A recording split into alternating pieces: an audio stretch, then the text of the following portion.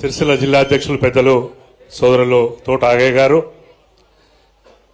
మన యువ నాయకులు, మన మార్గదర్శకుడు,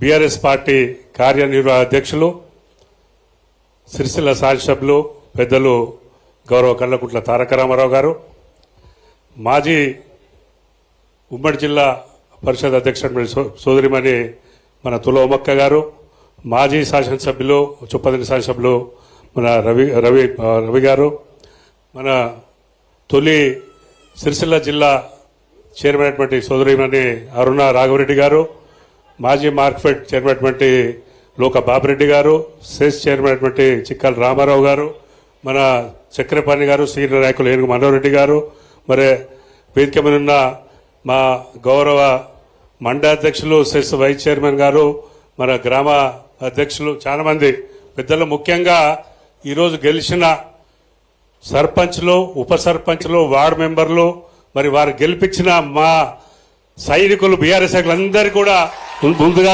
పేరు నమస్కారం తెలియజేసుకుంటూ చూసిన వాళ్ళ గెలిచిన సోదరులందరికీ కూడా శుభాకాంక్షలు. ఓడిపోయిన వాళ్ళందరికీ కూడా మళ్ళొక్కసారి బెస్ట్ ఆఫ్ లక్ చెప్తున్నాను, ఎందుకంటే మళ్ళీ తొందరగా ఎలక్షన్లు ఉంటాయి, మళ్ళీ విజయం సాధిస్తాం. మరి ఏం ఎవరు కూడా నిరుత్సాహపడవలసిన అవసరం లేదు. పెద్దలు మాట్లాడుకుంటూ ఆగే గారు మాట్లాడారు, లేదంటే తులమక్క గారు మాట్లాడారు, అరుణ రాఘవరెడ్డి గారు మాట్లాడి తెచ్చుకున్న తెలంగాణలో మన గౌరవ కేసీఆర్ గారి ఆలోచన, మీ సహకారంతో 14 సంవత్సరాల సుదీర్ఘ పోరాటంలో తెచ్చుకున్న తెలంగాణ అభివృద్ధి చేసుకునే ప్రక్రియలో 10 సంవత్సరాలు ఎప్పుడైతే ముఖ్యమంత్రిగా చేసినరో ప్రతి గ్రామంలో అభివృద్ధి ఎట్లా జరిగిందని వారు విశ్లేషించి చెప్పడం జరిగింది. తొలి పంచాయతీరాజ్ మరి మంత్రివర్యులుగా గౌరవ కేటీఆర్ గారు రాష్ట్ర వ్యాప్తంగా మరి గ్రామాలలో ప్రజలకు ఎటువంటి సౌకర్యాలు అవసరం ఉన్నాయో అన్ని కూడా చేసి మరి నిరూపించుకున్న ఘనత ఇవాళ బీఆర్ఎస్ గవర్నమెంట్ టీఆర్ఎస్లో ముఖ్యమంత్రి కేసీఆర్ గారి నాయకత్వం జరిగిందని మనందరికీ కూడా తెలుసు. ఎప్పుడైనా మన గవర్నమెంట్ ఎప్పుడైతే ఉండేనో ఎలక్షన్లు జరిగినప్పుడు 90% మరి రూలింగ్ గవర్నమెంట్ గెలుస్తుండే. ఇప్పుడే సోదరులు చెప్పినారు, ఈ ఎలక్షన్లలో మరి వేములవాడ నియోజకవర్గంలో శాసనసభ్యులు మరి ప్రతి మనిషిని బెదిరించడము, నువ్వు ఇస్తావా బిడ్డ సస్తావా అని 3 ఏళ్ళు గవర్నమెంట్ ఉంటాని, లేదంటే ప్రలోభాలకు లొంగ తీసుకోవడము, కుల సంఘాలను ఆకర్షించడం, రకరకాల ప్రయత్నాలు చేసినా కూడా ఇవాళ వేములవాడ నియోజకవర్గంలో ప్రతి గ్రామాన మన వీర సైనికులగా కొట్లాడిన మన తెలంగాణ ముద్దు బిడ్డలు, మన తెలంగాణ ఉద్యమకారులందరూ కూడా బిడ్డ సావరవ చూసుకుంటామని ఇలా సుమారుగా 40 గ్రామ పంచాయతీలు అంటే 33-34% గెలిచినామంటే మీ ధైర్యము, మీ సాహసానికి శిరస్సు వంచి నమస్కరిస్తా ఉన్నాను.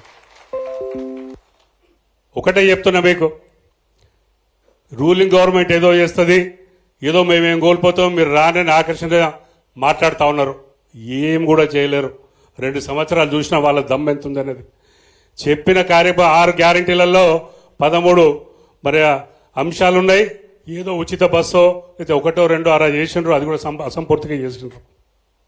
420 హామీలలో ఏం చేసిండ్రు అందరికీ కూడా ప్రజలకు తెలుసు. మళ్ళీ దాని గురించి ప్రస్తావన చేయడం అక్కర్లేదు.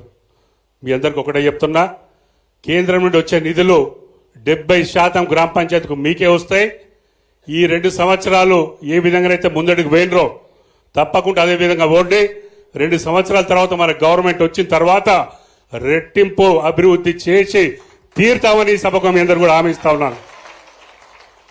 దేనికి భయపడో, ఏమంటారు, కొట్లాడితే పోయేది ఏం లేదని చెప్తారు కదా, దరిద్రం చెప్తే పోయేదేం లేదు, కొట్లాడే వచ్చినాం, కొట్లాడే ఉందాం.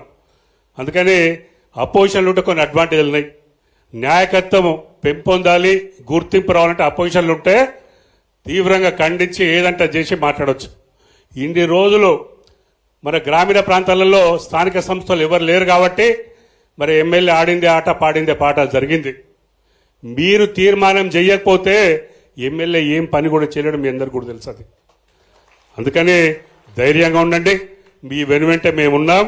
ఎటువంటి అవసరం ఉన్న కార్యకర్తలు కానీ నాయకులను కాపాడే శక్తి ఈ 2 సంవత్సరాలు మేము ప్రదర్శించినారు. మన గౌరవ కేటీఆర్ గారి నాయకత్వంలో ఇలా లీగల్ సెల్ కానీ ఏది కానీ అద్భుతంగా పనిచేసి ఇవాళ మనందరినీ కూడా కాపాడుకునే ప్రక్రియలో ముందట్టుకున్నాం. మీ అందరికీ కూడా తెలుసు. ఈ మధ్యలోనే సింగిల్ విండో చైర్మన్లను మా పార్టీలోకి వస్తే కొనసాగిస్తాం, లేదు అని లేకపోతే తీసేస్తామని చెప్పడం జరిగింది. ఏదో ఒక వ్యక్తి స్వలాభం కోసం పార్టీ మారిపోతే ఆయనను కొనసాగించి నలుగురిని కొనసాగకపోతే ఇలా మరి గౌరవ కేటీఆర్ గారి దగ్గర పోయి చెప్పినట్టే లీగల్ సెల్ చెప్పి కోర్టులో కొట్లాడి మళ్ళా నలుగురిని మళ్ళా వారిని మళ్ళా అదే కుర్చీలో కూర్చోబెట్టి కొనసాగించే ప్రక్రియలో ఇవాళ టీఆర్ఎస్ ముందు మీ అందరు కూడా తెలుసు. అందుకని సోదరులారా, ఇవాళ సంతోషమైన విషయం.